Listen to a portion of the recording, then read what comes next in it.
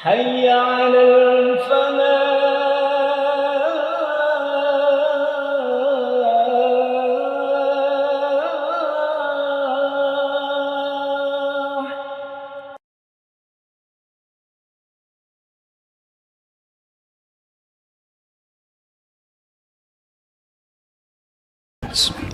Assalamualaikum warahmatullahi wabarakatuh.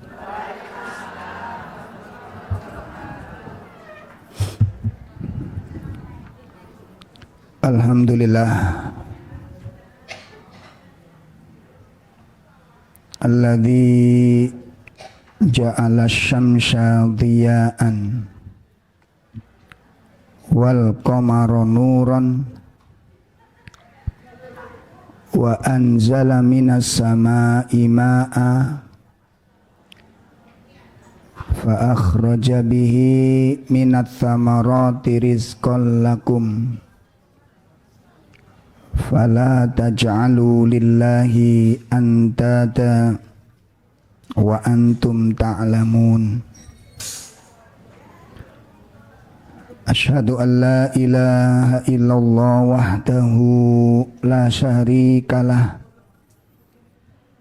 wa asyhadu anna muhammadan abduhu wa rasuluh. Ya ayyuhalladzina amanu taqullaha haqqa tuqatih wa la tamutunna illa wa antum muslimun. Allahumma salli wa sallim wa barik ala nabiyyina Muhammadin wa ala alihi wa ashabihi wa man tabi'ahum bi ihsanin ila yaumiddin, amma ba'd. Ikhwatul kiram, ibu-ibu sekalian yang semoga dimuliakan Allah Subhanahu wa ta'ala. Alhamdulillah pada pagi ini kita bisa hadir dalam majelis ilmu. Ini merupakan sebuah anugerah yang sangat besar dari Allah Ta'ala, karena tidak setiap orang senang dengan nasihat. Orang senang nasihati, tapi belum tentu senang dinasihati. Termasuk ustadz. Ustadz senang ceramah, ning durung mesti gelem ceramai. Makanya kadang-kadang banyak ustadz dikritik gak gelem, pore. Ya untungnya tidak resign gitu. Resign jadi ustadz. Menerima nasihat itu anugerah yang besar, Ibu. Ya, mau mendengarkan nasihat itu anugerah yang besar. Karena salah satu penyebab orang dimurkai Allah dan disiksa Allah itu karena tidak mau dengerin nasihat. Ya, makanya pertemuan seperti ini itu jangan disia-siakan. Jangan dimanfaatkan dengan sebaik-baiknya. Ya, didengarkan dengan baik dan kemudian dirasakan. Biar nasihat yang disampaikan itu ngeresep ke dalam hati. Nah, tanda-tandanya ilmunya ngeresep ke dalam hati apa? Tanda-tanda hatinya itu diresepi ilmu itu munculnya atau lahirnya sifat khosyah, memiliki rasa takut kepada Allah. Itu tanda yang paling nampak. tanda yang paling jelas ciri orang ngajinya sukses, tanda majelis taklimnya sukses, itu bukan jumlahnya yang banyak. Makanya kadang-kadang itu kan hati-hati para penyelenggara kajian, akhirnya bangga-banggaan jumlah. Gampang nekano jumlahnya ada no rujaan lah wis akeh. Ya ora. Gampang. Ada no rujaan kai mari ngaji mangan-mangan jak rekreasi wake pemikir nih. Tapi mbok dadi opo sampean? Ngaten loh. Saya ngomong gini karena sudah banyak ngelola kajian gak jenuhan ya anak Bu. Ada yang pengajian itu puas pengajian itu di rumah makan, di hotel rumah makan. Ngaji ini gak tahu nang masjid. Wah akhirnya ngaji ini di meja bundar ngoten. Dadi jamaah ngedep meja bundar, ustadz tengok-tengok jan kelam. Ono sing ngono iku ono. Sampeyan tau melok sing ngono? Oh enggak, selamat sih an. Ada yang begitu itu. Tak wanti-wanti akhirnya. Setiap kajian apa seperti ini? Ya Ustaz. Ya sebenarnya ya enggak masalah mutlak itu enggak. Cuma masalahnya kan sing ngereken akhirnya. Akhirnya nggawa apalagi ngaji nggawa HP dhewe-dhewe iku nggawa hubungannya mbek makhluk endi karo aku. Ada kalau ngaji tuh nggawa wetu nulis nih gak nulis materi. Ono sing transaksi dadangan. Ono sing janjian kredit. Ono ora? Wes sing rumangsa dekeken HP-mu. Sing rumangsa dekeken HP-mu. Kalau ibu-ibu berangkat ngaji ndek kene WA nambah koncone, ibu berdosa besar dan dosanya banyak. Satu, mengkhianati suami. Tadi pamitnya apa? Oh ngene. Yo kan? Pamitnya ono gini? Oh. Awas.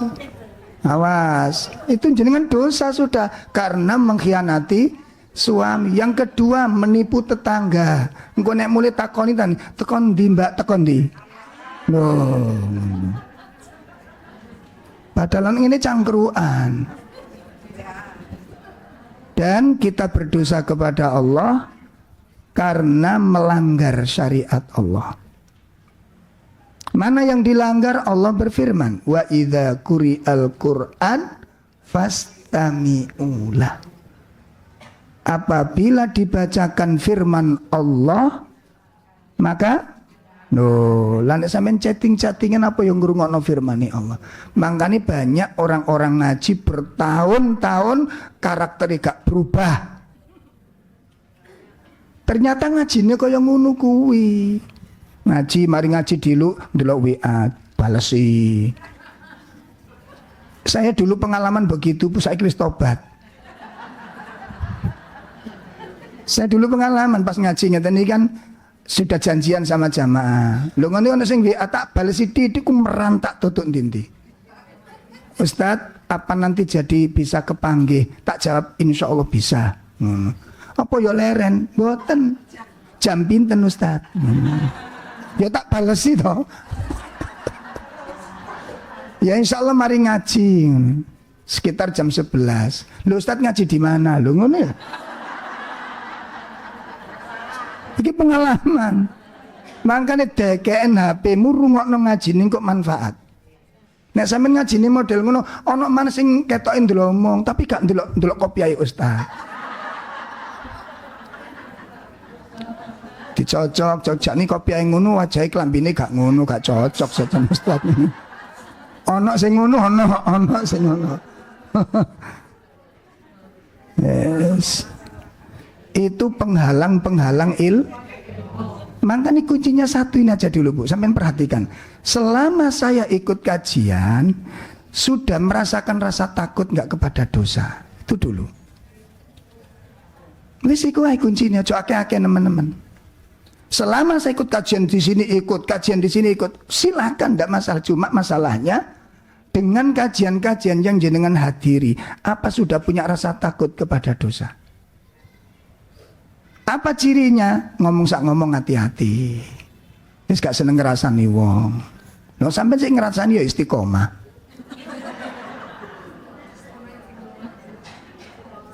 Ngrasani ya istiqomah. Nyeladu ya istiqomah. Lho sing dirani wedi ning dosa kundi? Nyacat makanan orang biasa, ngeremen orang lain biasa. Sing rasa wedi ning dosa kundi? Gak krasa, makane ngrasani wong niku mboten krasa. Awale mboten, tapi kok akhirnya mlayune rono. Lho ngoten lho. Maka ini diwaspadai. Mudah-mudahan pertemuan kita di pagi ini menjadi pertemuan yang dirahmati oleh Allah. Dan semoga majelis kita menjadi majelis yang diberkahi oleh Allah Subhanahu wa taala. Baik ibu-ibu sekalian, materi yang akan kita bahas apa judulnya, Bu? Sampai kapan kelalaian ini berakhir? Materi ini saya ambil dari makalah khutbah Jumat di Masjidil Haram yang disampaikan oleh Syekh Sudais. Alhamdulillah saya kenal beliau dan beliau tidak kenal dengan saya. Nah, itu bedanya. Podo karo sampean ya. Bon, saya nukil dari makalah beliau sangat bagus sekali ketika mengkaji kondisi umat Islam hari ini. Ya, beliau simpelnya atau rangkumannya itu beliau menjelaskan bahwa saat ini umat Islam sedang ditimpa dua penyakit yang paling berbahaya. Dua penyakit yang paling berbahaya. Apa dua penyakit yang paling berbahaya itu? Yang pertama al-ghaflah, kelalaian. Ya. Kelalaian itu penyakit. Yang kedua wa qasawatul qalb, hati yang keras. Hati yang keras. Nah, dari dua penyakit ini kalau sudah gabung jadi satu, ya, itu bisa menyeret seseorang murtad tanpa sadar. Bisa apa, Bu? Bisa menyeret seseorang murtad tanpa sadar. Dia nggak ngerti sama sekali kalau tingkah lakunya, pola pikirnya sudah keluar dari Islam. Ya gitu. Makanya harus hati-hati, terutama yang hati keras itu, Masya Allah itu. Mengerikan sekali, Ibu. Musibahnya kepada dunia dan akhirat.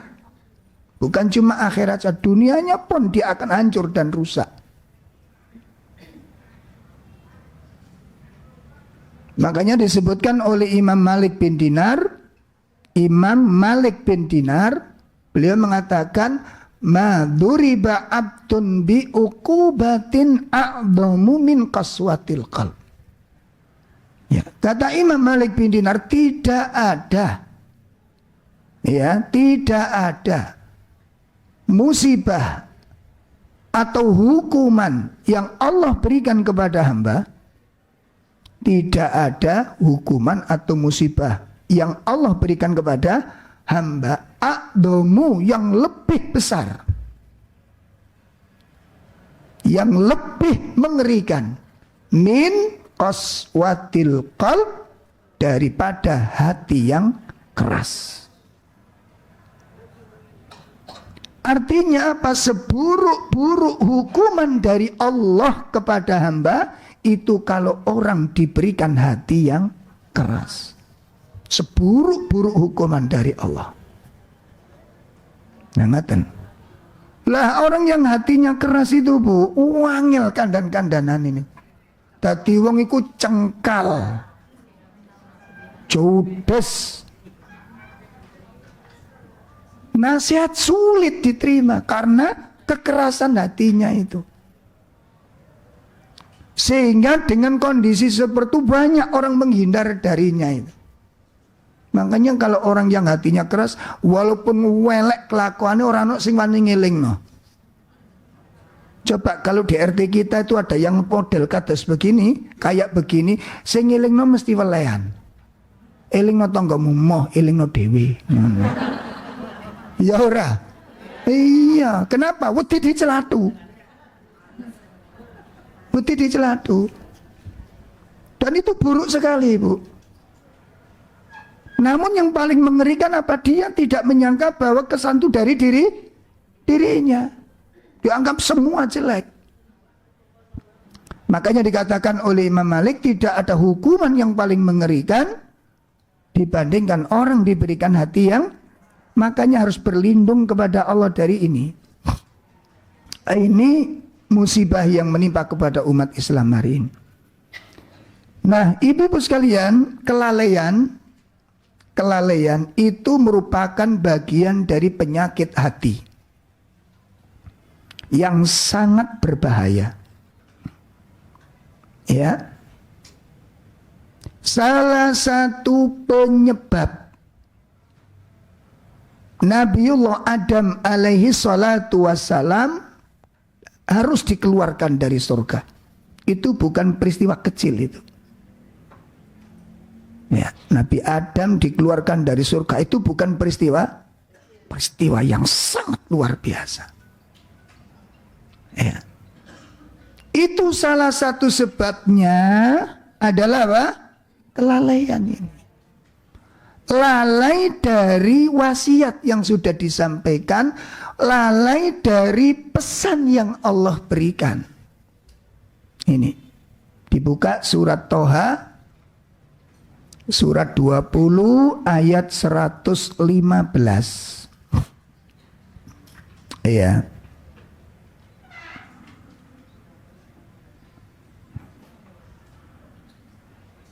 Surat apa? Toha. Ya, surat 20 100 pinten? Ya, 115.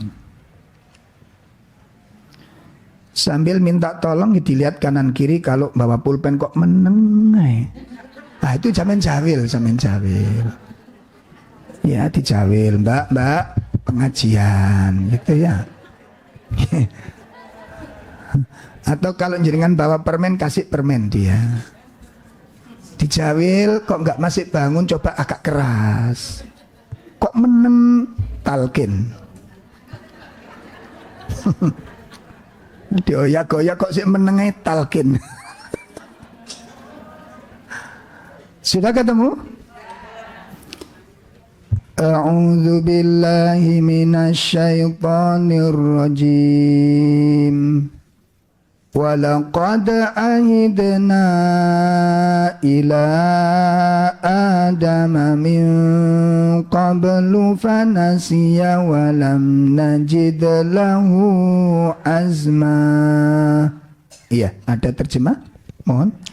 Dan sungguh telah kami pesankan kepada Adam dahulu, tetapi dia lupa, dan kami tidak dapati kemauan yang kuat padanya.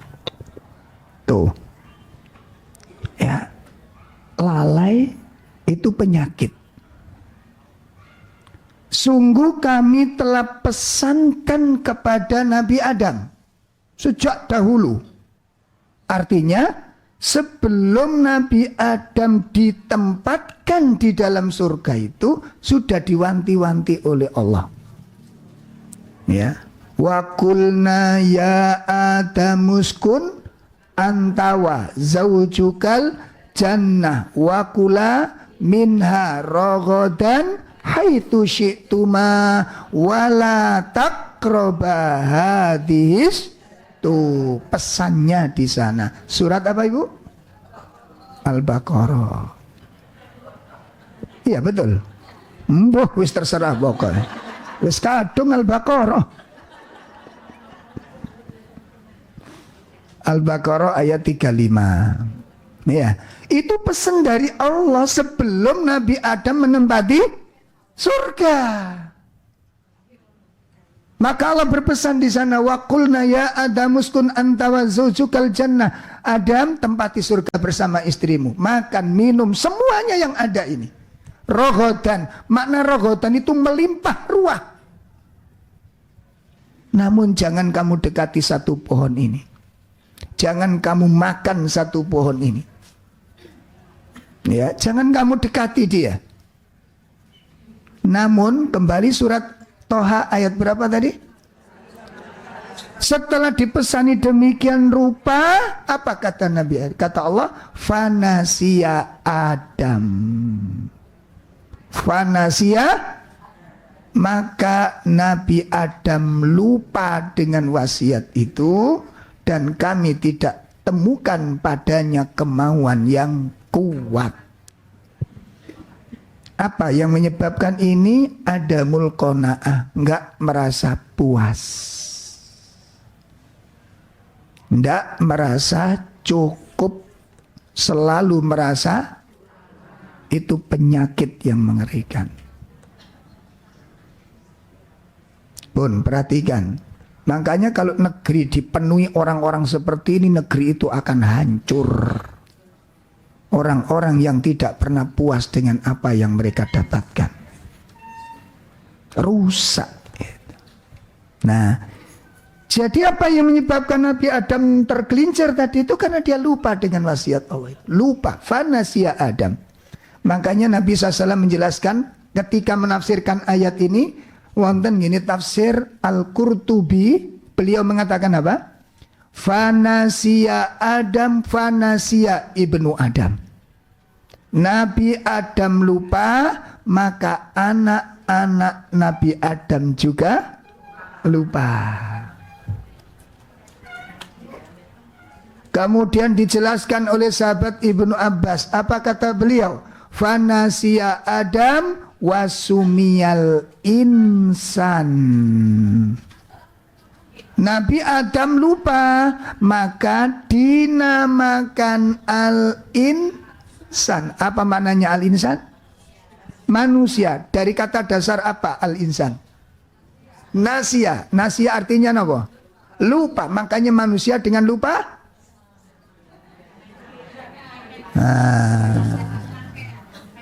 Satu paket yang tidak bisa dipisah.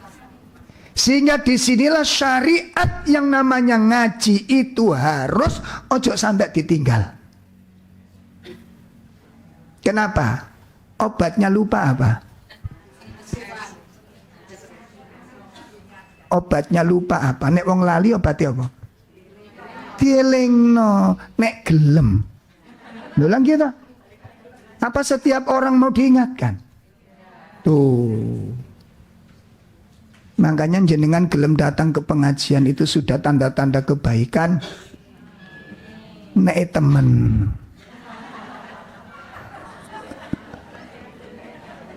Nek ngajine temen. Nah anak gini. Mbak, wis mari ngajine. Alhamdulillahilladzi ahyana ba'da ma amat. Kafar majelis. Dia tidak membaca penutup majelis, malah doa bangun tidur. Itu penyakit ibu, hati-hati. Nabi Adam dikeluarkan dari surga karena ini. Berapa kesalahan? Satu kesalahan. Kita berapa kesalahan? Meniki yang guyang-guyu ya. Heran dah. Astagfirullah. Luar biasa. Nah, ibu-ibu, kelalaian itu ada dua macam. Ada berapa Ibu? Dua macam. Nanti setelah pengajian ada tes. Yang bisa jawab dapat hadiah minta panitia. Ya. Yang nggak bisa membaca, nggak bisa jawab, bayar. Ada berapa Ibu? Kelalaian itu ada dua.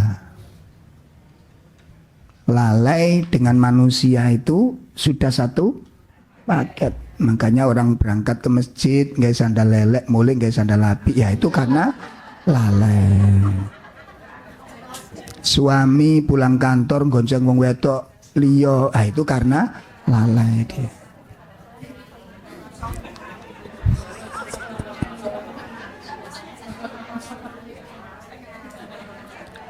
Materi ini aja disampaikan karo bojo sampean.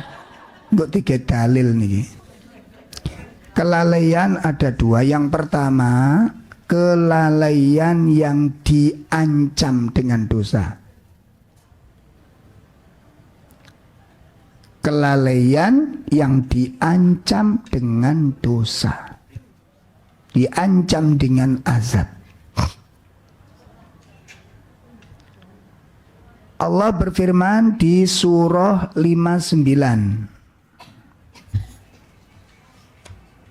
Allah berfirman di surat 59. Kita simak surat apa? Al-Hasr. Ya, surat 59 ayat 19. Surat 59 ayat 19.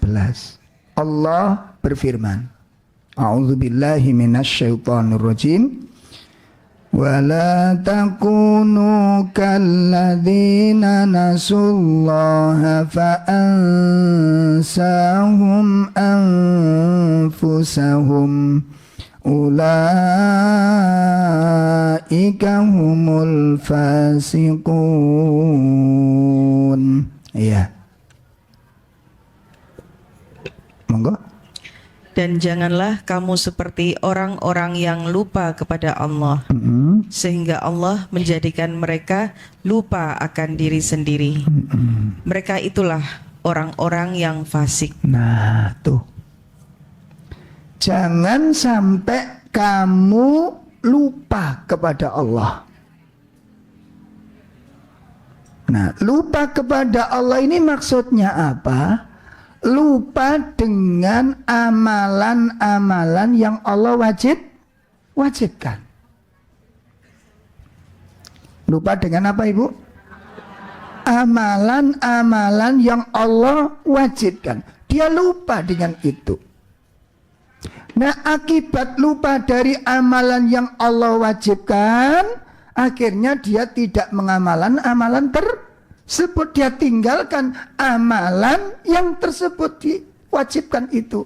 Sehingga Allah jadikan, Allah balas, Allah menjadikan mereka lupa kepada diri. Maksudnya apa? Lupa dengan sesuatu yang bermanfaat untuk dirinya. Lupa mengerjakan sesuatu yang bermanfaat untuk, itu namanya lupa kepada diri. Itu hukuman dari Allah Ibu. Saya ulangi. Allah menjadikan mereka lupa kepada diri sendiri. Tadi maksudnya apa? Lupa dengan kewajiban sehingga mereka meninggalkan amalan tersebut dan mereka tidak mengamalkan sesuatu yang bermanfaat untuk, sehingga yang dia lakukan sesuatu yang gak ada manfaatnya. Ini salah satu sebab. Sing hati-hati sampai nyekel iki. HP ini bisa menjadikan Anda orang-orang yang dicintai Allah dan bisa menyeret Anda kepada makhluk yang paling rendah. Tergantung. Ojo HP sing disalahno. HP ku gak ngerti apa-apa. Paham Bu? Di dalam HP ini mengandung berbagai macam isi. Anda mau buka apa silakan. Anda mau menjadi orang baik, di dalam ada. Anda ingin menjadi orang yang rusak, di dalam ada. Silakan dipilih. Jadi ternyata nanti yang nyeret kita ke dalam neraka siapa? Anda yang milih. Ini kok setan sing disalahno. Makanya setan tambah mempeng. Saged dipahami, Bu? Sudah dijelaskan oleh Allah. Ada dua jalan. Yang satu jalan ke surga, yang satu jalan ke neraka. Sudah dijelaskan? Loh kok kita pilih yang ke neraka itu? Makanya sebenarnya kita ini perlu belajar lagi itu. Ini kelalaian yang pertama. Lalai yang diancam oleh Allah dengan lalai dengan kewajiban-kewajiban dari Allah. Nanti ada pembahasan rinciannya Ibu nanti. Ini masih global. Ya. Yang kedua, lalai yang dimaafkan oleh Allah. Lalai yang makanya wonten gini akhir Al-Baqarah, Rabbana la tu'akhidna in nasina. Begitu? Wahai Rob kami, jangan engkau siksa kami karena kami lalai. Lalai yang bagaimana? Lalai yang bukan karena faktor kecerobohan. Lalai yang memang adanya unsur-unsur nas dari Allah yang bukan karena kecongkaan, bukan karena kecerobohan, dan itu alami yang merupakan bagian tabiat dasar manusia. Ya, contoh saya pernah puasa Senin Kemis, Senin Kemis puasa. Habis itu kerja bakti saya di masjid itu, nyaputi rumput sendirian. Setelah itu jam 9 datang tamu. Datang tamu, saya temuin tamu ini. Saya ajak ke teras masjid, terus tak kasih air minum, dan saya lupa kalau hari itu saya puasa. Saya minum, ikut minum, sampai habis nggak hilang, nggak ingat saya. Kemudian siomay lewat, Pak, 2 Pak, siomay. Makan siomay sampai habis nggak ingat kalau saya puasa. Loh, saya itu nih, gak ingat sama sekali. Karena sudah biasa ngeramut tamu, gitu loh. Sudah biasa jamu tamu, seneng jamu tamu, gitu. Sampai kemudian minum lagi 1 gelas. Jadi sempurna sudah. Sempurna. Warakisem belum ingat. Belum ingat. Begitu jam 11, tamu pulang, saya pulang, mau mandi, mau minum di rumah. Mau minum, baru ingat. Ya Allah, saya tadi malam itu kan makan sahur. Tapi sudah sempurna, Bu. Lanjut apa batal? Lanjut. Karena nggak ada kesengajaan. Unsur sengaja nggak sama sekali. Saya sangat berharap bisa terulang nih, Bu. Keturutan sampai saya. Kapan aku poso lali maneh ngono. Itu lalai yang dimaafkan. Atau ada sebagian kita yang nggak biasa sholat, menunda-nunda sholat. Nggak biasa dia tunda-tunda sholat. Dia sholat tepat waktu, selalu tepat waktu. Qadarullah pada satu saat ada udzur. Ada udzur, akhirnya dia tertunda nggak sholat tepat waktu. Sampai habis waktu dan dia tidak sholat dan dia tidak ingat. Berdosakah dia? Itu lalai yang dimaafkan oleh Allah. Sampun jelas? Nah, jadi kelalaian ada berapa? 1. Lalai yang diancam dosa tadi apa bentuknya? Lalai dari kewajiban, meninggalkan tanggung jawab sampai dia lupa kepada dirinya. Yang dimaksud lupa dengan dirinya sendiri tadi apa? Ono sing denger-denger iku ngomong apa?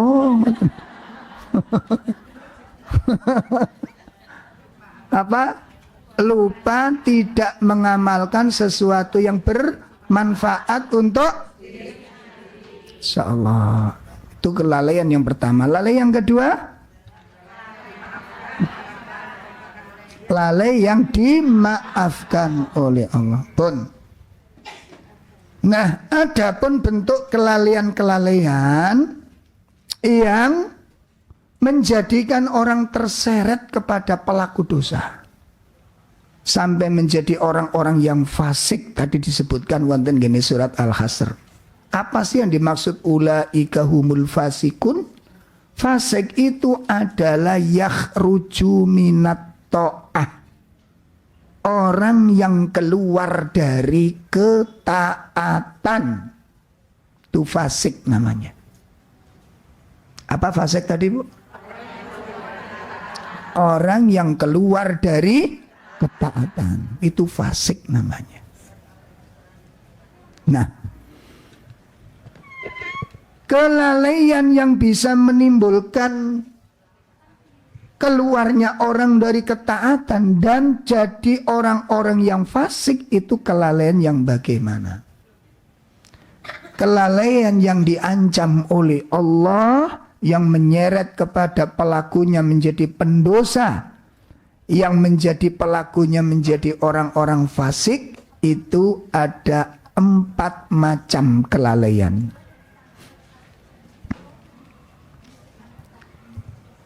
Ada berapa, Bu? 4 macam kelalaian yang menjebloskan seseorang, menjerumuskan seseorang ke dalam kefasikan.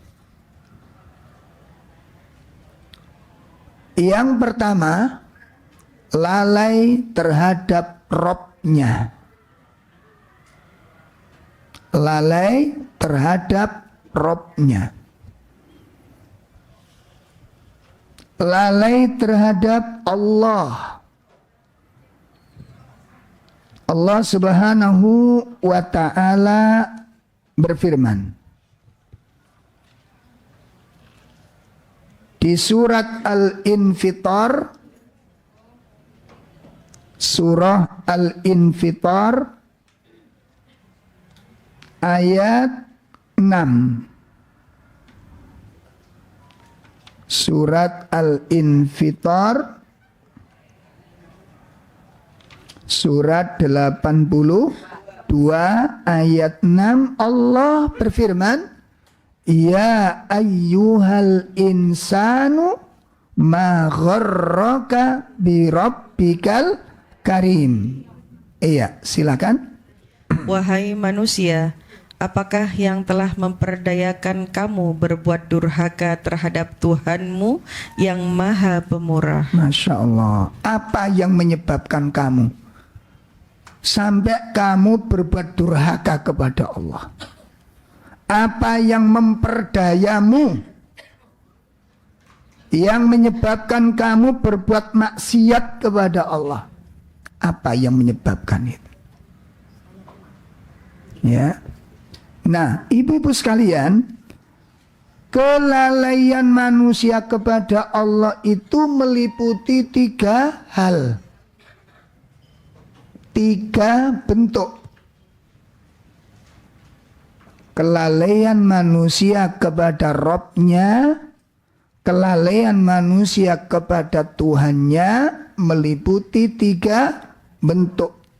1, lalai terhadap eksistensinya Allah.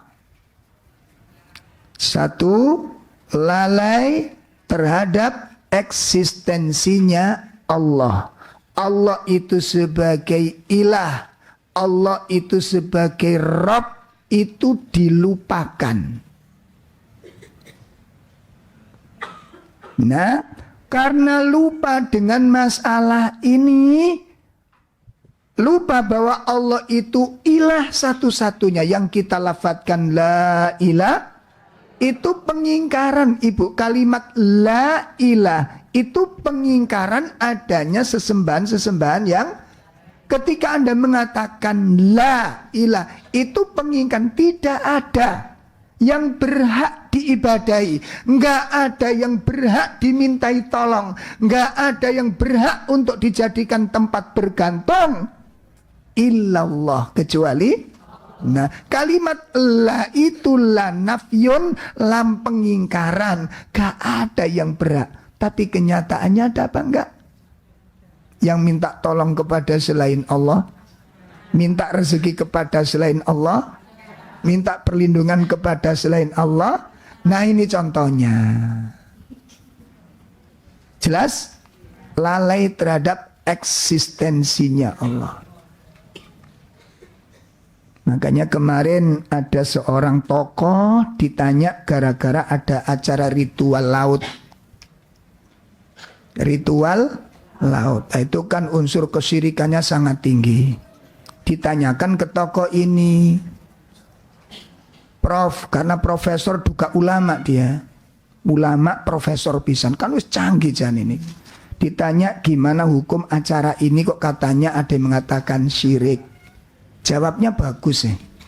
Supaya nggak syirik, niatkan sedekah sama ikan. Nah, niatkan apa? Sedekah pada ikan. Sehingga ada acara sekarang, dulu acara namanya nyadran, larung sesaji, sekarang namanya sudah dirubah, berbau Islam, sedekah laut, tasyakuran laut. Nah ini jadi subhat, akhirnya jadi remeng-remeng. Lo ngerti enggak, Bu?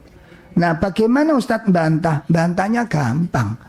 Kalau memang niatnya sedekah laut, sedekah untuk kasih makan ikan, mulai kapan ikan laut pesen urap-urap?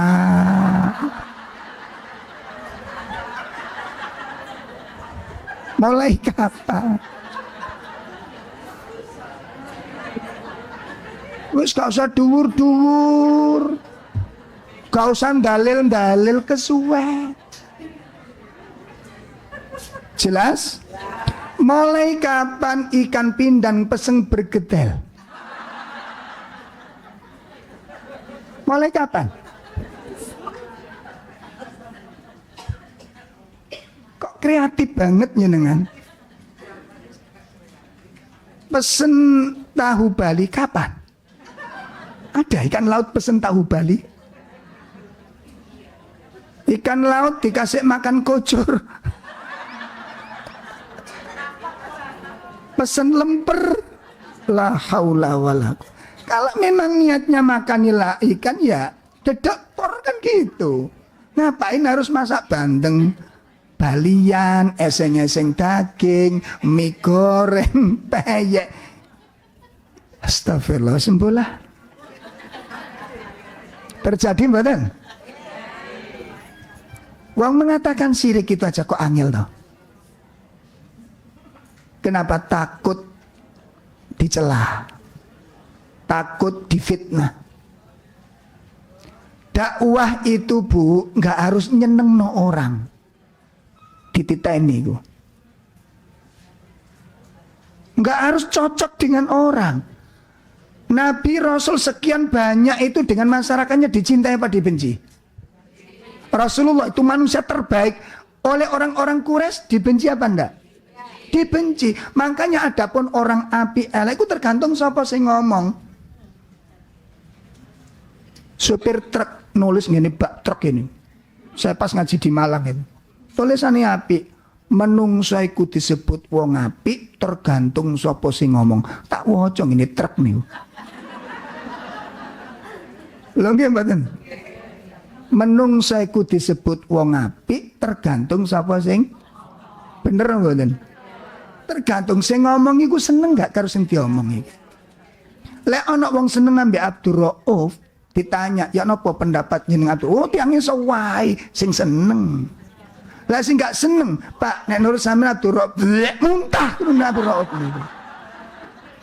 Betul apa enggak? Jangankan Rasulullah SAW, itu manusia yang terbaik kata Allah. Hati manusia yang paling mulia itu hatinya Rasulullah SAW. Makanya dipilih oleh Allah untuk menjadi Rasul penyempurna risalah. Tapi kalau jenengan takon kanun Abu Jahal, halo, Rasul itu baik apa enggak? Tanyain Abu Jahal. Engko nek kepethuk. Nek kaya takon Abu Janda ngono. Iku turunane kowe. Oh iya. Di Arab on Abu Jahal, di Indonesia on Abu Janda.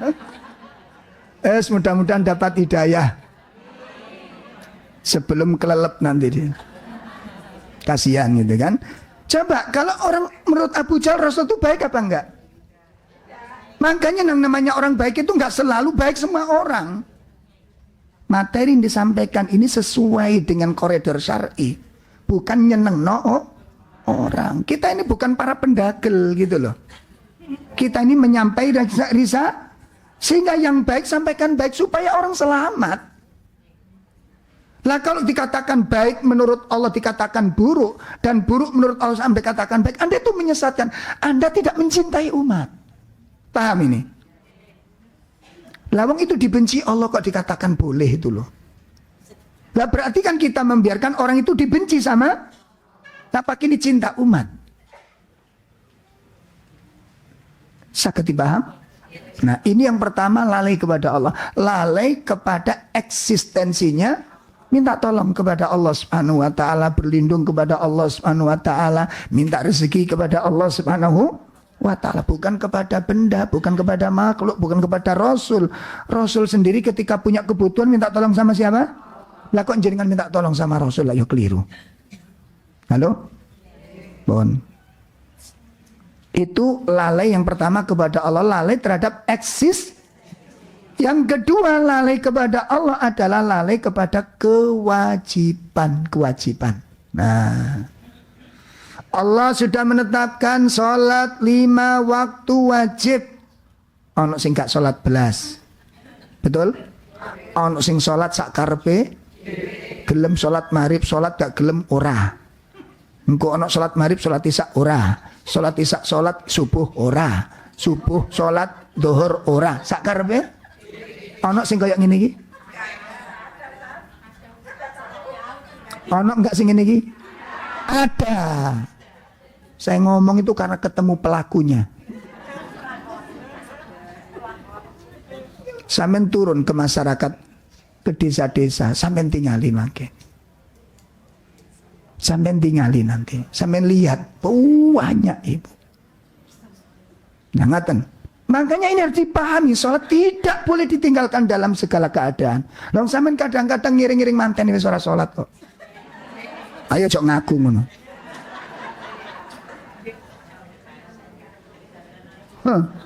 Lalu ngiring-ngiring manten kok ora sholat.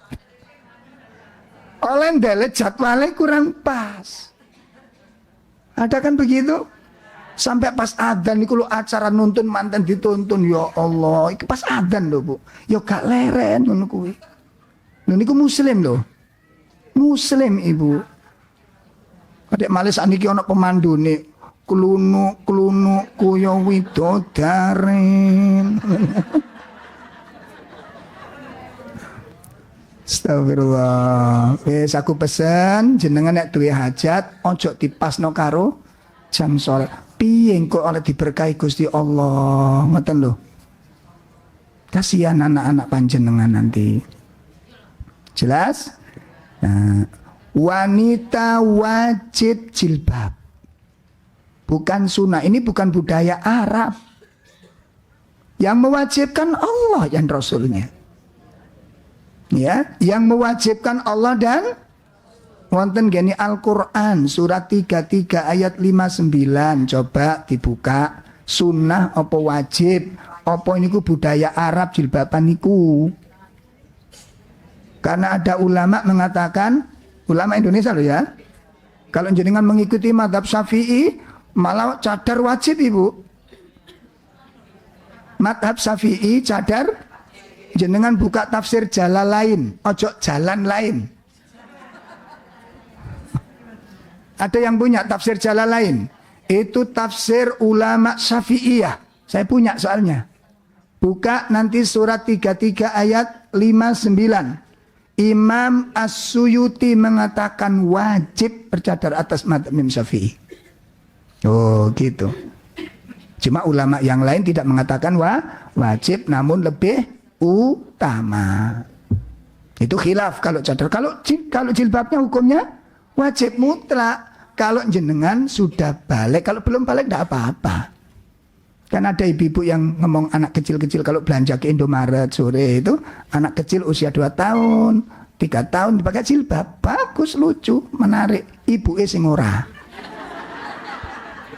Ibu sing, ya kita nggak boleh suudon, harus husnudon.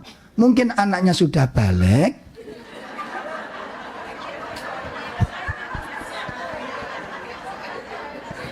mungkin anaknya sudah balik, ibunya belum. Nggak boleh suudon, nggak boleh suudon. Sampun dibaca surat 33 ayat 5 Surah Al-Ahzab. Jadi ayat menutup 50. jilbab niku wajib itu. Allah yang berfirman. Silakan. Wahai Nabi, katakanlah kepada istri-istrimu, anak-anak perempuanmu, dan istri-istri orang mukmin, hendaklah mereka menutupkan jilbabnya ke seluruh tubuh mereka. Loh kan, bukan ustadz yang mewajibkan. Yang mewajibkan siapa? Hendaknya mereka menutupkan jilbab-jilbab mereka ke seluruh. Ya, kemudian Yang demikian itu agar mereka lebih mudah untuk dikenali sehingga mereka tidak diganggu. itu bukan budaya Arab. Saged dipahami niki? Pun banyak nanti kewajiban-kewajiban dalam agama yang harus kita ketahui. Makanya hal pertama ketika kita melihat orang satu kesalahan, kemungkinan dia belum tahu. Itu yang terpasang dalam pikiran. Jadi kalau ada orang melakukan kesalahan, apapun bentuk kesalahan itu, yang ada di mindset kita adalah kemungkinan dia belum. Nah, kalau kemungkinan ini dia belum tahu, maka kita wajib memberitahu, bukan mencela. Saged dipahami. Bukan mencaci, saged dipahami. Tugas kita mengingatkan dan menunjukkan bahwa itu adalah wajib, atau mengingatkan sesuatu yang dia terjerumus di dalam kesalahan. Yang namanya manusia, kita pun juga demikian. Baik, itu kelalaian kepada Allah. Yang kedua, lalai terhadap kewajiban. Yang tadi sudah disebutkan di surat 59 ayat berapa? 19.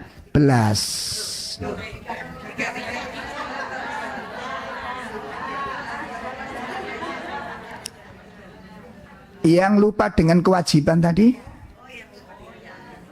langkau sing mulang kok diatur kuwi lho. Seje karep. Maksud jenengan benar, ndak masalah. Maksud jenengan benar. Cuma beda karep. Sampun nggih? Nggih, itu kan lupa dengan kewajiban. Yang terakhir, lupa kepada Allah itu lupa kepada nikmatnya. Ini yang lalai kepada Allah, lalai terhadap nikmatnya. Makanya Allah sebutkan fadkuruni azkurkum washkuruli wala. Nah, disuruh mengingat-ingat nikmat Allah Subhanahu wa taala. Nah, karena lupa adanya nikmat-nikmat semua itu dari Allah, maka orang sebagian mengakui kenikmatan yang diperoleh dari usahanya. Karena ikhtiarnya. Makanya hati-hati Bu, nek jenengan sukses dalam satu hal, lalu ditanya, Mbak, apa rahasia jenengan sukses? Oh, ceritanya panjang, Mbak. Siku alamat nih. Alamat nggak bener. Ya, dua manusia yang sukses, cara pandangnya berbeda. Korun itu orang yang kaya dan benar-benar kaya. Kunci gudang-gudang Korun itu kalau dipikul sama laki-laki satu kaum, kudurung mesti nek kuat. Saking akeh gudangi. Kekayaannya luar biasa Korun itu. Nah, itu kaya bener Korun. Kalau kita ini modelnya kaya. Modelnya itu. Nek metu arisan, metu pengajian, metu njupuk rapot, modelnya kaya wong. Sampeyan tes, kalau dia kaya, nek diutangi cepet oleh. Nek disambati gampang Lah mari ndodono kekayaan itu tangi 1 juta jari gak duwe lah yo melarat to. Halo. Wis mari ki prei dadi wong kasugih no. Penampilane tok sing menang, pleta, plete, plelat, plelet, selfie melaiku ambek miring ngono. Kakean gaya. Kakean pola. Modelnya kayak yang soge, begitu nak donasi, bu ini ada donasi begini bu, afwan, ngono salah ini. Sepurane mbak, wingi wis katut duwe, gak wingi, iku dalile wong dalbus. Saya yakin iki akeh wong sing koyo ngono kuwi. Nek tampil kayak wong sugih, nek disambati dadi melarat. Iku jenenge aljuben. Napa aljuben iku? Pengecut. Tampilane oke, disambati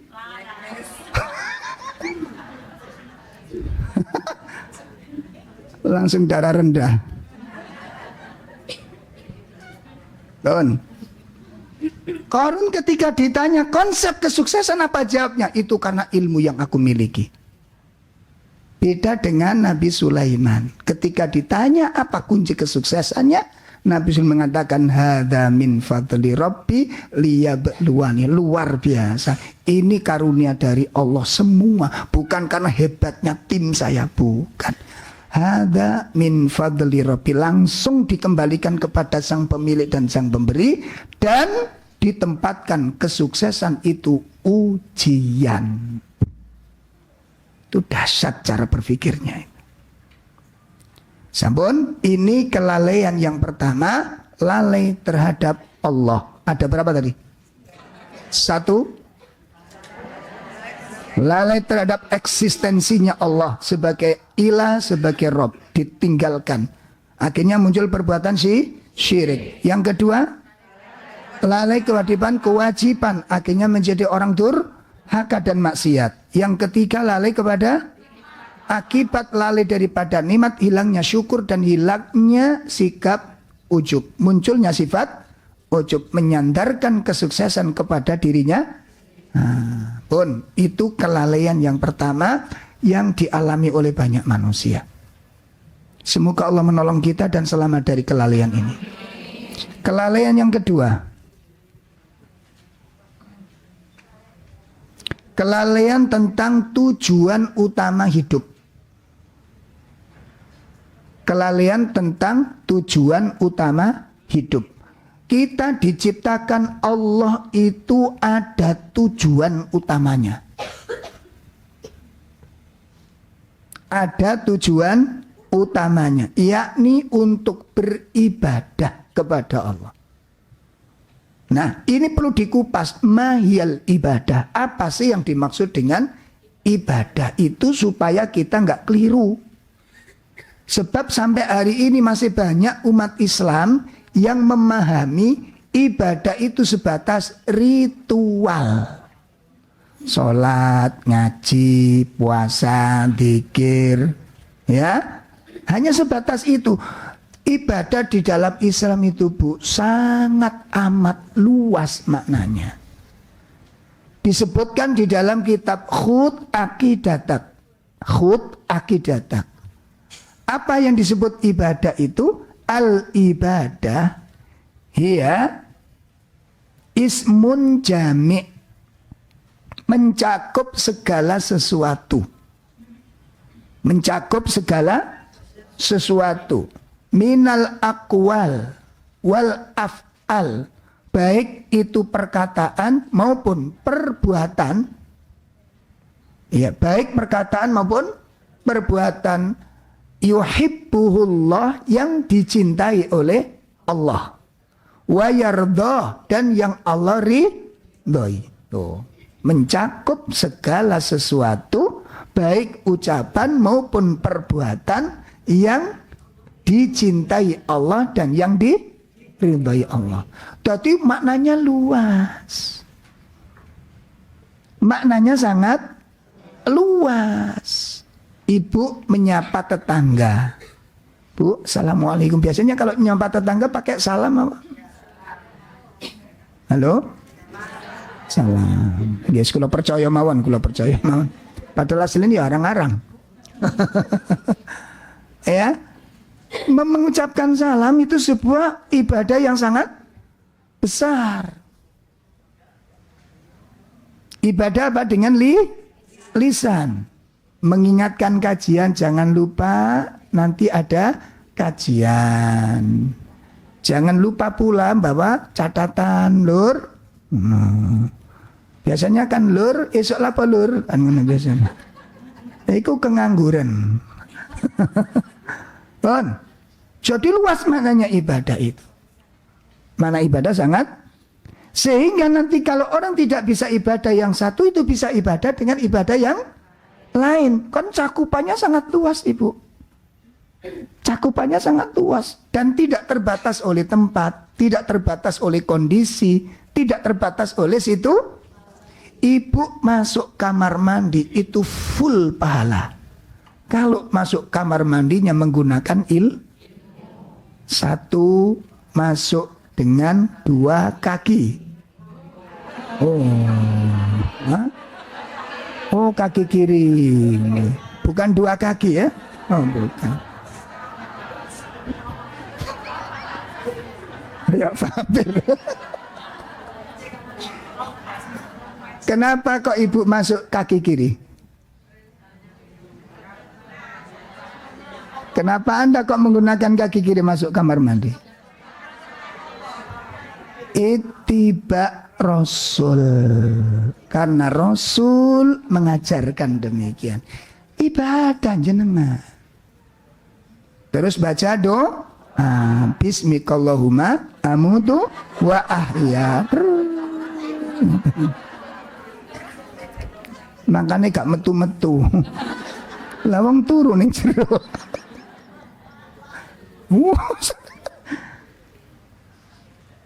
Sudah 2 dapat pahala kita, Masya Allah. Baru masuk kamar mandi. Kemudian di dalam mengikuti adab-adab, tidak boleh melakukan sesuatu seperti nyanyi, murojaah, nggak boleh. Nggak boleh, paham ya? Mengikuti adab-adab yang diajarkan oleh Rasul. Itu baru masuk kamar mandi dapat nilai ibadah. Mau tidur itu tumpuan pahala, Ibu. Mau tidur tumpuan pahala. Subhanallah. Pokoknya setiap gerak kita ini full ibadah. Full ibadah. Bagaimana 24 jam itu memiliki nilai? Makanya perlu diolah nanti. Terus bagaimana Ustaz ketika kita sakit? Kan berarti kan terbatas. Ibadah itu bukan cuma fisik, ibadah qalbiyah. Ibadah dengan sabar dengan sakit, gak ngecemes nek loro, gak cerewet nek loro, nganut karo sing ramut. Nah. Sampeyan kok guyu lah apa? Sampeyan termasuk sing ngecemes ya? Mangkane sing rambut greget.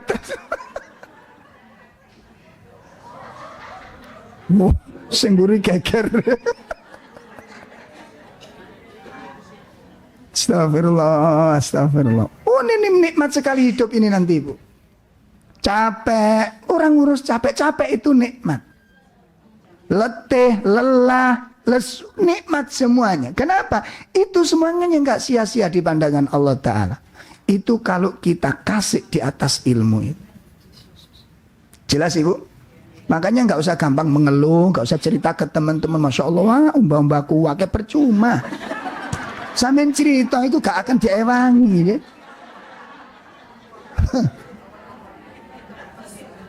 Kok lah apa umbah-umbah mbak cerita wong iki.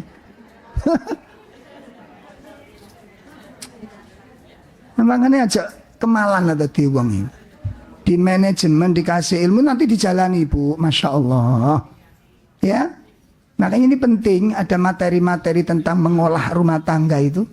Sehingga nanti bagaimana capeknya itu menikmati, lesunya kita nikmati, ya, kemudian gerahnya tubuh kita nikmati, itu bagaimana caranya? Sehingga letih tetap letih, capek tetap capek, tapi kita bisa menikmati dan mendapatkan sesuatu yang luar biasa, nggak menderita karena banyaknya pekerjaan, nggak menderita karena banyak aktivitas, tapi kita bersyukur dengan apa yang ada itu. Itu tergantung ilmu dan pengolahan manajemen kita dalam pola pikir. Yang paling penting itu ini Bu, mindsetnya. Jelas ya? Baik. Yang ketiga, lalai dia terhadap akhirat. Lalai terhadap akhirat. Lalai terhadap akhirat.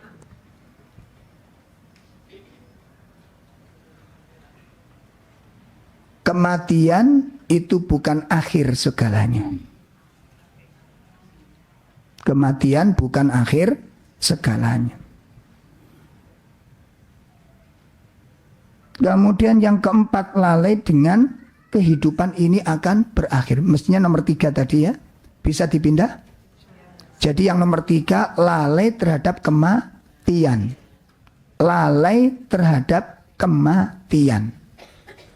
Dan yang keempat, lalai akan akhirat.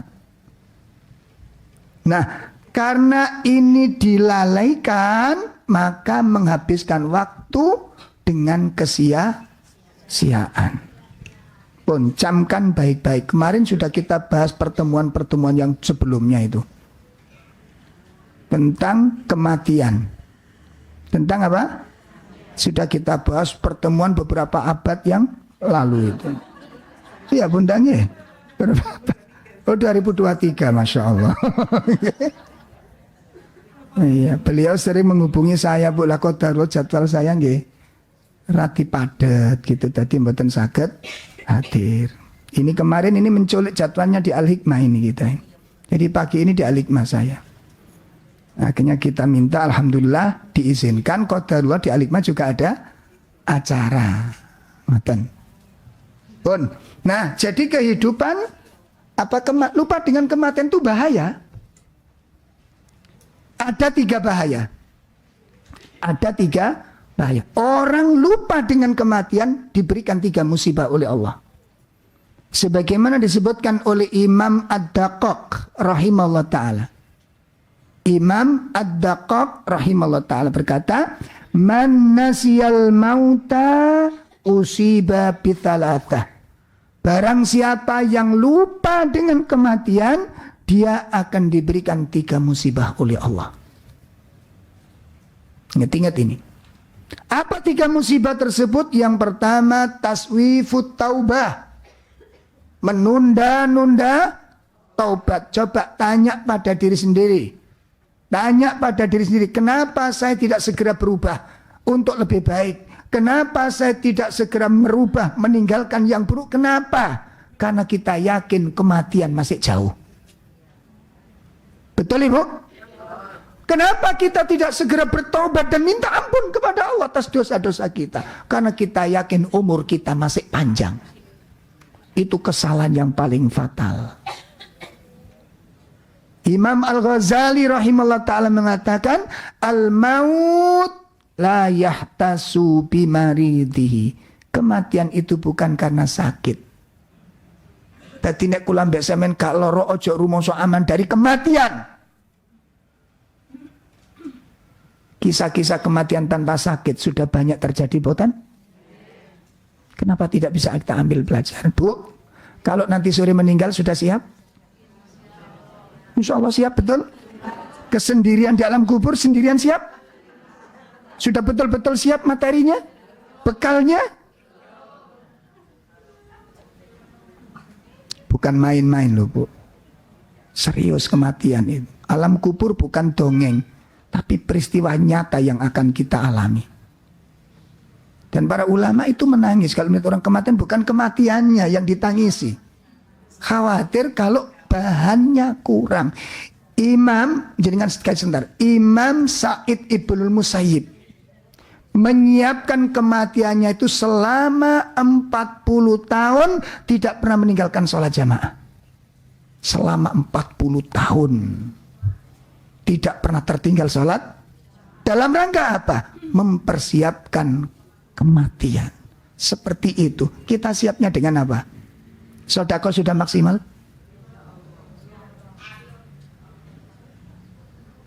Sedekah sudah optimal? Dengan orang miskin akrab? Awas. Dengan orang tua, dengan tetangga, sholatnya khusyuk dan tidaknya, baca Qur'annya, hubungannya dengan Allah dan seterusnya. Itu bekal-bekal yang harus disiapkan. Ya, itu yang Yang pertama kata Imam Al-Ghazali, kematian bukan karena sakit. Yang kedua kata beliau, al-maut la yakhtasu bi umurihi.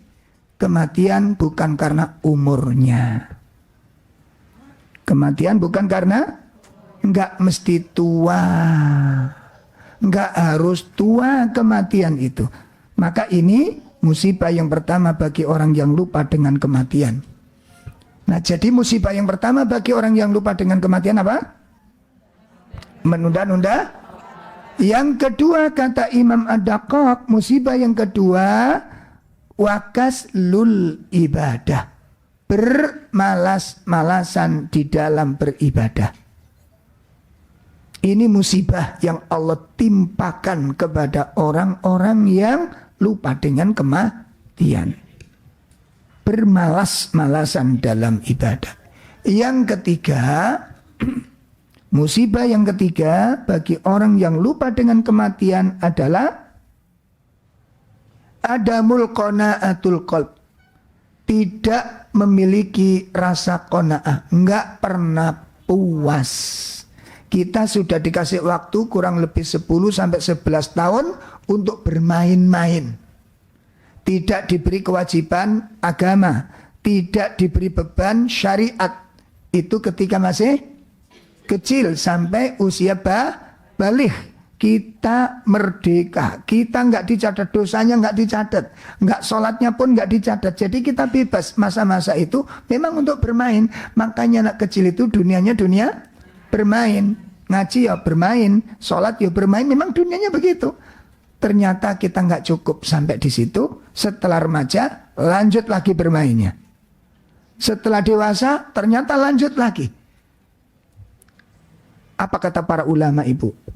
Kalau orang usia 40 tahun tidak ada perbaikan, setelah usia 40 tahun lebih sulit untuk berbuat baik. 40 tahun masih belum ada tanda-tanda berubah, setelahnya lebih sulit untuk berubah lebih baik. Kenapa? Kondisi. Jelas, Ibu? Mudah-mudahan ini bermanfaat. Jadi ada berapa kelalaian? 4. 1 lalai terhadap Allah, 2 lalai terhadap tujuan diciptakan, tujuan hidup. Yang ketiga lalai terhadap kematian. Yang keempat lalai terhadap akhirat. Pertanyaannya, sampai kapan kelalaian ini berakhir? Sampai kapan kita menjadi orang yang lalai ini? Maka melalui majelis taklim yang ada, semoga Allah selamatkan kita dari musibah ini. Ya, semoga Allah tuntun hati kita, supaya Allah selamatkan jiwa kita. Dan semoga Allah menjaga kita dari segala keburukan, menyelamatkan kita dari segala fitnah. Semoga dosa-dosa kita diampuni oleh Allah, kesalahan-kesalahan kita dimaafkan oleh Allah, dan semoga aib-aib kita ditutupi oleh Allah dunia dan akhirat. Dan semoga Allah angkat derajat kita, Allah selamatkan jiwa kita dari ketergelincirannya. Dan semoga Allah terima amal-amal kita dengan segala bentuk kekurangannya, dengan rahmatnya, dengan kemurahannya. Semoga amal-amal ini menjadi amal-amal yang diterima di sisi Allah Subhanahu wa ta'ala. Ini, Ibu, yang bisa kami sampaikan dalam kajian kita hari ini. Ada waktu 1/4 jam. Kalau ada yang mau bertanya silakan, dengan catatan 1, kalau bertanya tidak boleh sulit-sulit. Kenapa? Bukan tanpa alasan. Sebab membuat kesulitan orang itu dosa.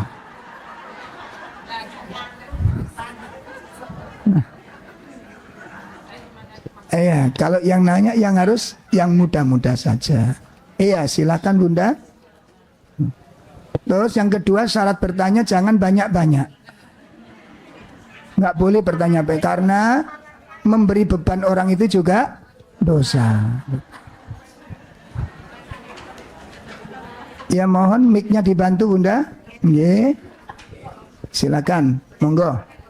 Assalamualaikum warahmatullahi wabarakatuh. Waalaikumsalam warahmatullahi wabarakatuh. Mohon disimak Ibu, ya. Mohon disimak terlebih dahulu sebelum. Alhamdulillah, ini tadi materinya pas banget. Kebetulan saya tadi kemarin habis maghrib itu menegur jamaah yang bau Ustadz. Semua jamaah itu pada sering gremeng gitu loh Ustadz. Akhirnya ada salah satu yang memberanikan diri menegur.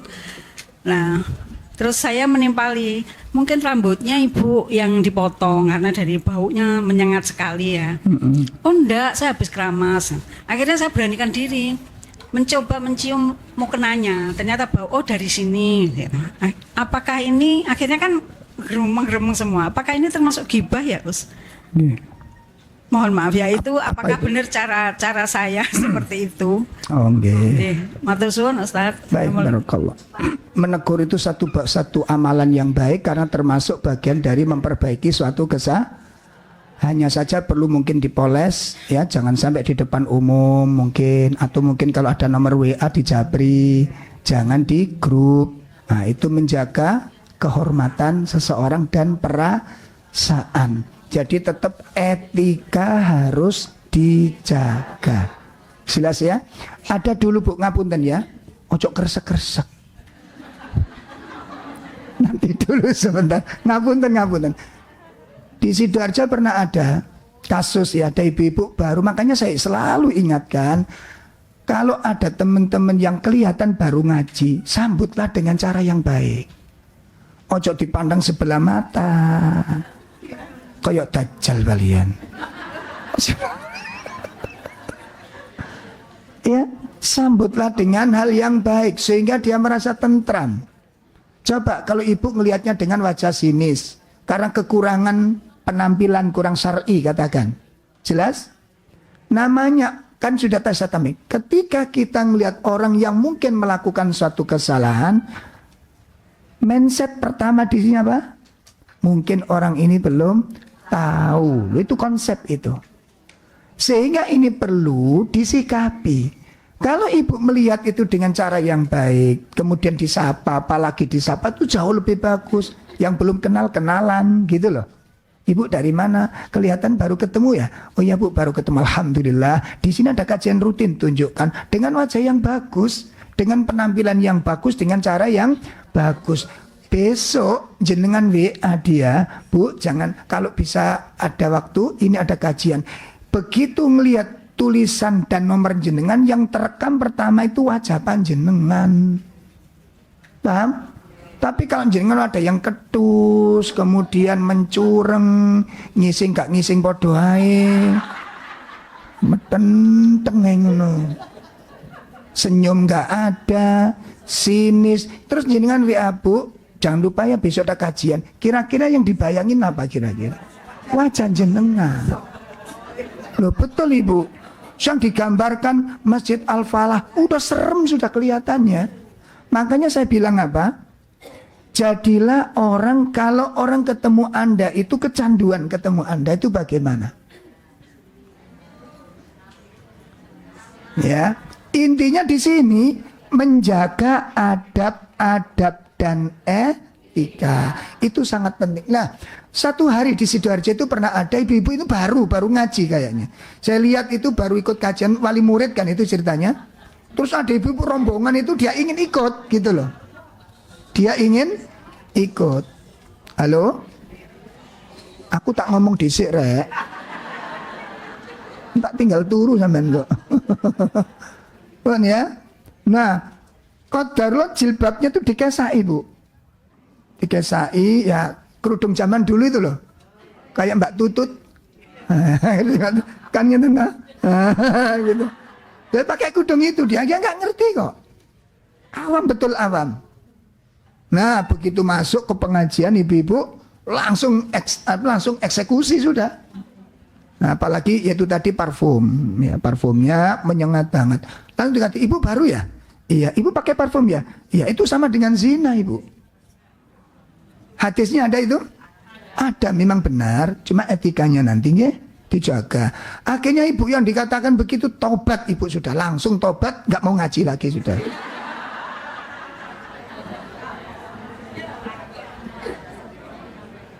Ada cara yang lebih baik. Jadi parfum boleh dipakai kalau ketemu suami.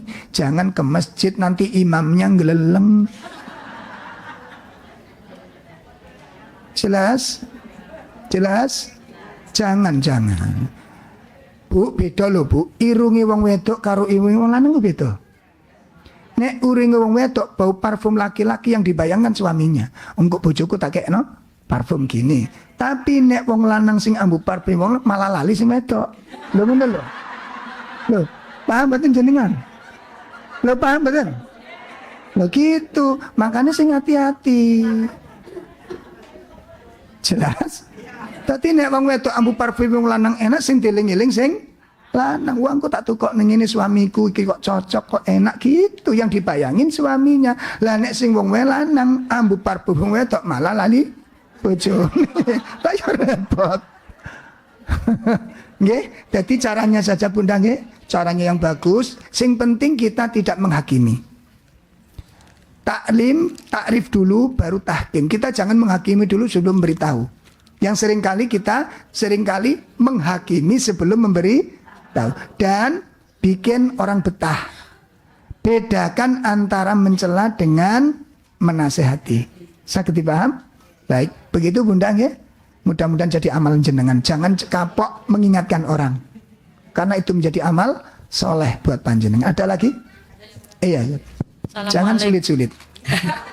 Assalamualaikum warahmatullahi wabarakatuh. Waalaikumsalam warahmatullahi wabarakatuh. Pak Ustadz, apa beda jual beli di masjid sama di musola itu hukumnya?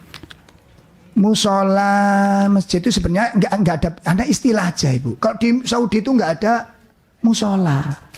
Malah di tempat saya sholat boleh dilanggar. Di tempat saya boleh dilanggar. Iya benar. Nggak percaya. Di tempat saya sholat boleh dilanggar. Jadi langgar itu nama istilah lain musola. Loh, lah kok dilanggar sholat gitu.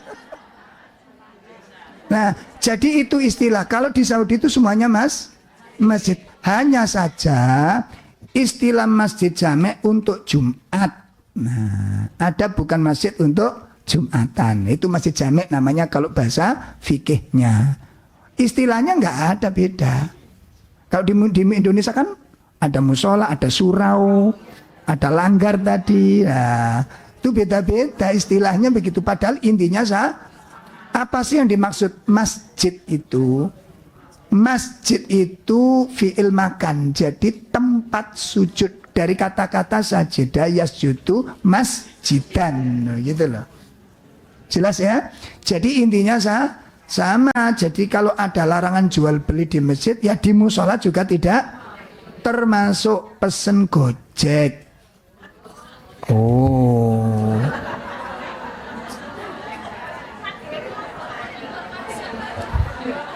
Di luar bu. Ngapunten ya. Sing dimaksud ini dagangan itu loh bu. Ngerti dagangan ya?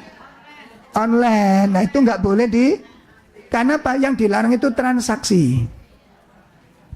Jual beli ada di dalam masjid itu bisa jadi Nah itu yang nggak boleh dalam perdebatan fikihnya di sana. Khawatir tidak karena masjid tidak boleh untuk pakai urusan begitu. Ya nanti di depan, kalau pesen-pesen makanan ya, nah itu di depan. Jelas ya? Wallahu a'lam bishawab. Ada lagi satu lagi?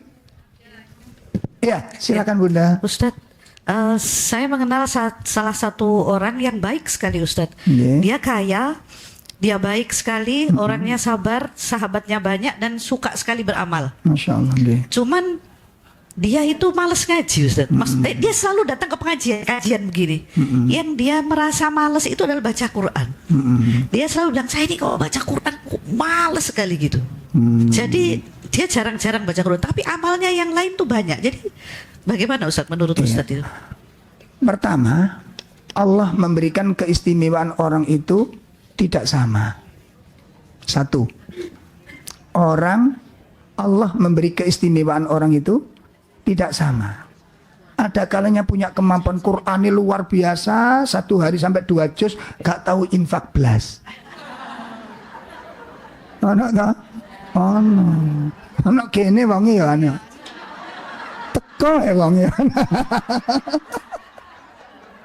Oh maca Quran wis gak nyacat to guys, jago pokoknya. Tapi gak tahu kalau di masjid itu benda sing paling ditakuti itu kotak infak dia. Karena kotak infak gemeter dia. Bun, itu yang pertama Bunda ya. Jadi Allah memberikan keistimewaan orang itu macam-macam. Ada yang sholat, ada yang suka puasa, ada istilah macam-macam lah. Orang tidak diberikan keistimewaan yang sama dengan anak-anak kita kalau sekolah, hati-hati loh Bunda. Jadi bukan anak kita itu gak punya kelebihan, enggak. Cuma memang bukan faknya di situ. Kita itu kadang-kadang ngapunten nonton lomba hafal Quran, hafid Quran anak-anak kesengsem anak itu ubrak kabeh maca Quran. Apa jenenge? Hafal Quran kabeh. Wis pokoknya hafal akhirnya disekolahkan ke hafal Quran. Kalau sekolah itu hanya mengandalkan satu kapasitas yakni hafal Quran, nanti anak-anak yang tidak mampu dihafal Quran tidak dianggap elek. Paham ini? Di mata sekolah anak ini jelek, di mata orang tuanya anak ini jelek. Padahal kelebihannya bukan di situ, itu harus Anda pahami. Halo? Lah, jenengan saya tanya, jenengan ini mata pelajaran apa sih paling unggul? Apa semuanya? Mek ngono tok ae. Wah anak itu kon iki ngene kebodoh, ngene gak iso. Jenengan nuntut anak-anak apa? Semua kepingin baik. Mungkin mboten? Matematika harus nilai bagus, Inggris bagus, agama bagus, Indonesia bagus, semuanya bagus. Sampeyan dhewe iku lho apa?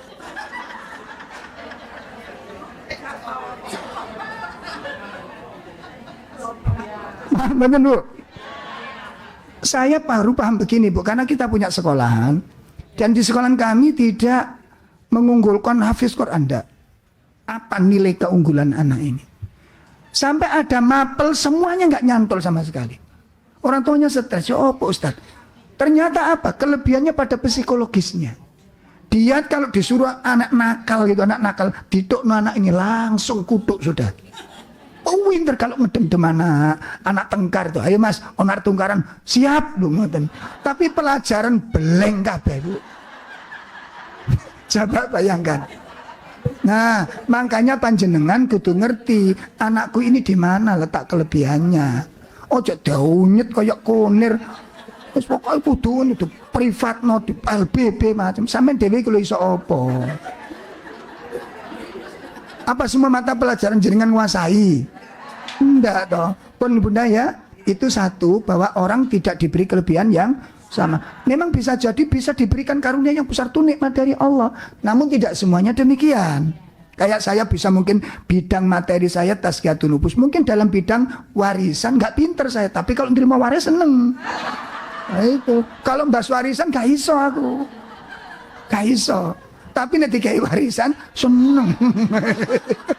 Itu kelebihan saya. Ada ustadz-ustadz ahli di situ, gitu loh, paham Bu ya? Terus ada pula ustadz yang semua materi bisa, itu karunia dari Allah. Jelas ya Bu? Nah, cuma saja ibunda ini harus dibangun motivasinya. Ada selilit itu kayaknya. Kalau ndak baca Quran sama sekali jangan. Sampean paksa bunda sampean paksa 5 ayat aja gitu. Masuk mau coba iso mau Quran gak iso lah. Jelas? Coba sampean paksa dulu 1 ayat 2 ayat, nggak usah banyak. 1 ayat 2, aku iso ndak. Wis alhamdulillah berarti sudah ada perlu. Kalau ngerubah itu jangan tinggi-tinggi dulu Bu. Bu, nek ngerubah aja dhuwur. Wis sampean baca 2 bisa enggak? Peksa ndak? Karena gini, Bu. Salah satu kewajiban seorang muslim, ini rada malu dikit enggak masalah ya. Enggak apa-apa ya. Aku wedi. Pun perhatikan. Salah satu kewajiban seorang muslim adalah an yuraqiba nafsahu ala qalbi. Selalu mengawasi kondisi hatinya. Itu kewajiban seorang muslim. Yuraqiba nafsa ala qalbi. Seorang harus mengawasi kondisi. Nah, ketika dia melihat wa idza ra'aha tatakasalu anil khair. Ketika dia sudah mulai melihat hatinya kok mulai bermalas-malasan dalam kebaikan. Pernah ngalami? Ke sholat malas, kati maca Quran, ndelok WA dhisik. Wis ngarai ruwet iki, satu ruwet. Saestu niku. Ngoten. Nah, itu dialami oleh setiap orang. Mau wudu tengok-tengok sik, wis disi-a. Lama engko disi-a. Itu berarti kita sudah mulai menikmati itu. Jelas Ibu? Nah, kalau orang sudah menemukan pada dirinya kok tanda-tanda kemalasan, au tatawani anil khair, atau menunda-nunda. Jadi malas itu gandengannya apa? Nah, kalau sudah demikian berarti ada 2 yang harus Anda lakukan. 1, an yujahita, perang melawan diri sendiri. Perang pada diri sendiri, perang harus dilawan itu. Sama dengan kita mencoba baca Quran rutin mari subuh. Lalu maca WA niku sampai 3 jam niku metenten yo ora apa-apa. Tapi begitu baca Quran kait 2 garis kok ya sepet meripat niku. Ya ora? Kepiur. Nah, itu jangan langsung ditutup wes engko jangan, lawan. Itu. Berdiri Anda senam kepala, keplok didik plak. Melek. Loh memang begitu. Itu namanya yujahida, perang melawan diri Anda. Kalau sampean turuti males, sampean turuti, besok seperti itu lagi itu. Paham betul? Kait anu didik wis engko ae. Nah, kalimat itu jenengan lihat berapa amal yang hilang gara-gara nanti dulu, gara-gara kata-kata itu. Ayo. Berapa amal hilang gara-gara engko dhisik. Itu 1, lawan diri Anda. Yang kedua, an yukarriha, paksa baca. Makanya saya bilang, kalau ibu-ibu ini, barangkali ada yang sudah 3 hari berturut-turut nggak baca Quran, 4 hari berturut nggak baca, itu bahaya Ibu. Coba kapan-kapan di waktu yang belum ditentukan nanti, kita bahas, bila Al-Quran ditinggalkan, itu ngeri Ibu. Ngeri itu. Kita ini akan dibuat bancaan oleh setan dan nafsu kita. Hati-hati, makanya gak ngaji, kados wong onok longgar, wong kan ono grimis didik, Afwan gak bisa grimis, saya pilek. Kemayu, endel. Wong grimis didik, ya Allah. Sampeyan tingali ya. Pecinta-pencinta musik ono grimis, ono ban kempes. Orang ban kempes itu bukan alasan. Kalau kita ban kempes kan alasan syar'i. Iya ora? Iya. Ini pecinta musik, pencinta sepak bola jenengan lihat gak ada itu alasan. Berangkat tetap gandol dibelani. Makanya saya pesen bundang ya, panjenengan yang diberikan mobil, manfaatkan di musim hujan ini. Bu, ini ada kajian, barangkali ada yang nunut, saya ada mobil. Itu. Ojo medit-medit, duwe motor ojo medit-medit. Nek sampean gak oleh ditumpaki wong, muga-muga rusak. Karena manfaatnya lah apa duwe. muka-muka rusak. Cek bodoh gak numpak.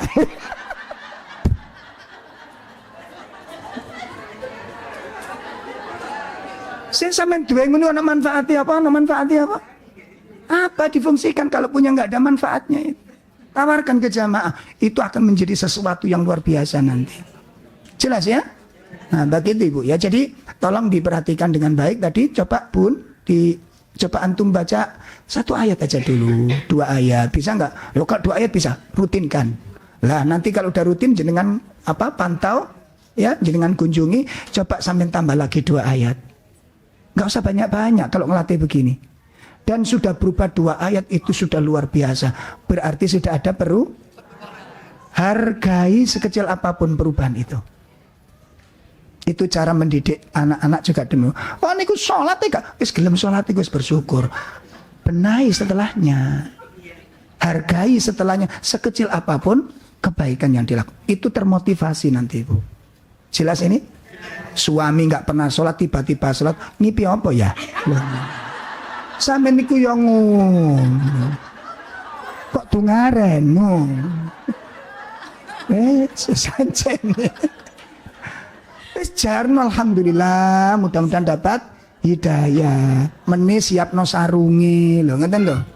Itu perlu dimotivasi, Salah itu jangan dihakimi gitu, jangan. Dibangun motivasi. Bagaimana yang salah itu bisa bangkit untuk merubah diri. Saya kira cukup. Kalau nggak cukup ya.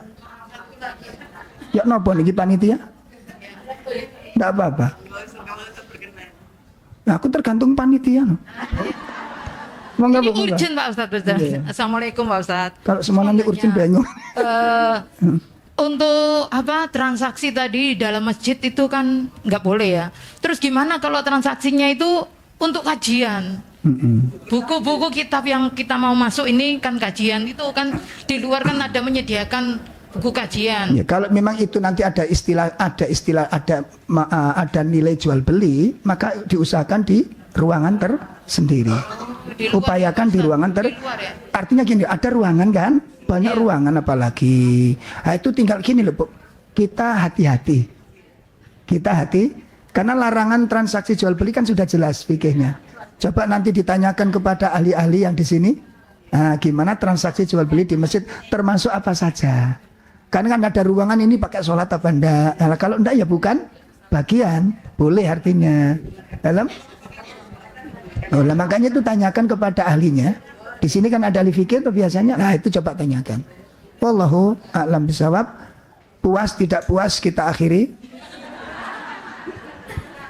Mudah-mudahan bermanfaat.